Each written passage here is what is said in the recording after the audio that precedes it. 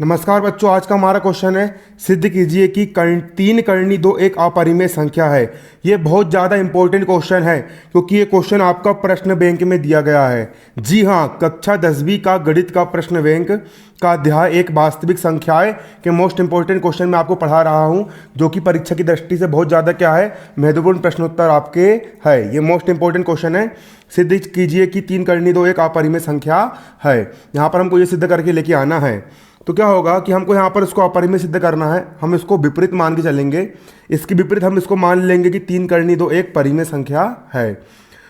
और अपरिमेय संख्या किसको बोलते हैं? अपरिमेय संख्या उन संख्याओं को बोलते हैं जिन संख्याओं को अंश और हर के रूप में नहीं लिखा जा सकता, उन्हें हम अपरिमेय संख्या कहते हैं। और ऐसी संख्या है जिन्हें अंश और हर के रूप में लिख सकते हैं, उन्हें हम परिमेय संख्या कहते हैं। तो हमको यहाँ पर सिद्ध करना है कि सिद्ध कीजिए कि तीन करनी दो एक अपरिमेय संख्या है। तो हम इसको उल्टा मान के चलेंगे। यहाँ पर हम लिखेंगे इसके विपरीत माना, इसके विपरीत माना कि तीन करनी दो एक परिमेय संख्या है।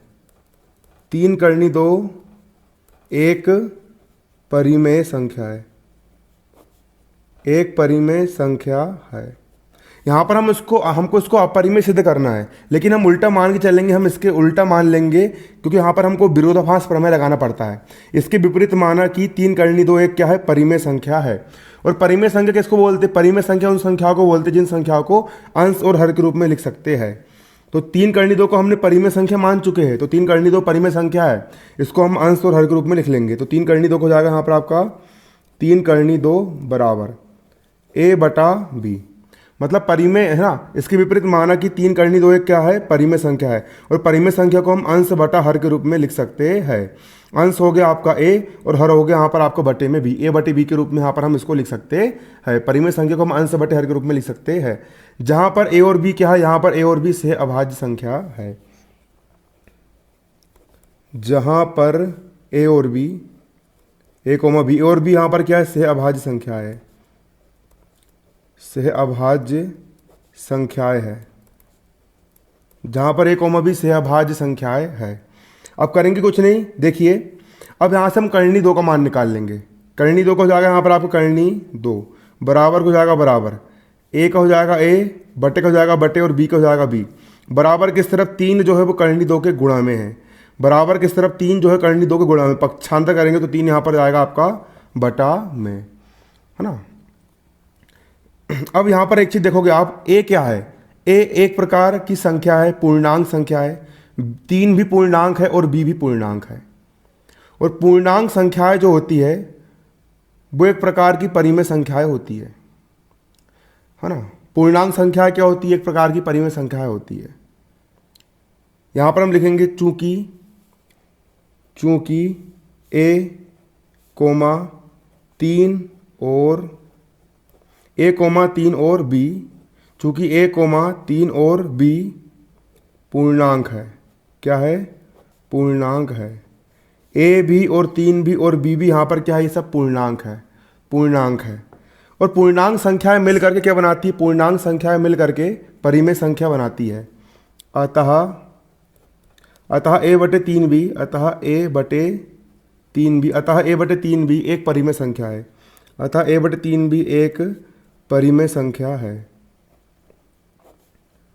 परिमेय संख्या है। a भी पूर्णांक है, तीन भी पूर्णांक है और b भी यहाँ पर पूर्णांक है।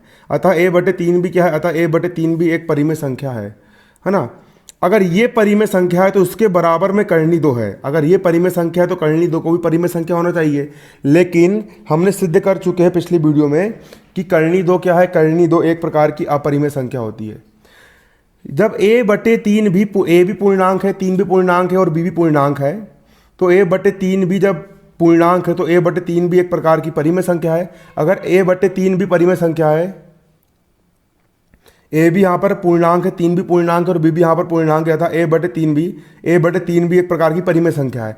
अगर ये परिमेय संख्या है तो उसको भी परिमेय संख्या होना चाहिए ना, क्योंकि ये दोनों बराबर है। अगर ये आम है तो उसको भी आम होना चाहिए, और अगर ये इमली है तो उसको भी इमली होना चाहिए, क्योंकि दोनों बराबर है। लेकिन भैया रियलिटी में हम जानते हैं कि करनी दो क्या है, करनी दो अपरिमेय संख्या होती है। परंतु हम जानते हैं कि परंतु परंतु हम जानते हैं कि हम क्या जानते हैं कि कर्णी दो एक अपरिमेय संख्या है। हम जानते हैं कि कर्णी दो एक अपरिमेय संख्या है। कर्णी दो एक अपरिमेय संख्या है। कर्णी दो क्या है? एक अपरिमेय संख्या है ना। अब यहाँ पर विरोधाभास प्राप्त हो रहा है। एक तो हम इन दोनों को बराबर भी बोल रहे हैं और उसको हम बोल रहे हैं कि परिमेय है और उसको हम बोल रहे हैं कि अपरिमेय है। जबकि दोनों बराबर है तो अगर ये परिमेय है तो इसको भी परिमेय होना चाहिए, या ये परिमेय या फिर ये अपरिमेय है तो इसको भी अपरिमेय होना चाहिए। लेकिन यहाँ पर विरोधाभास प्राप्त हो रहा है। इसको तो हम परिमेय बोल रहे हैं लेकिन ये अपरिमेय होती है। यहाँ पर हमें विरोधाभास प्राप्त हो रहा है। यहाँ हमें क्या प्राप्त हो रहा है? यहाँ हमें विरोधाभास प्राप्त होता है। क्या प्राप्त होता है? विरोधाभास। यहाँ हमें विरोधाभास प्राप्त हो रहा है। यहाँ हमें विरोधाभास प्राप्त हो रहा है। एक तरफ हम इसको परिमेय बोल रहे हैं, उसको हम अपरिमेय बोल रहे हैं। और ये विरोधाभास हमको प्राप्त हो रहा है क्योंकि हमने शुरू में जो कल्पना करे थे ना कि 3 कर्णी दो एक परिमेय संख्या है, ये कल्पना हमने गलत करे थे। अतः ये परिमेय नहीं है तो क्या है? ये अपरिमेय संख्या है। हमें विरोधाभास इसीलिए प्राप्त हो रहा है, हमें यह विरोधाभास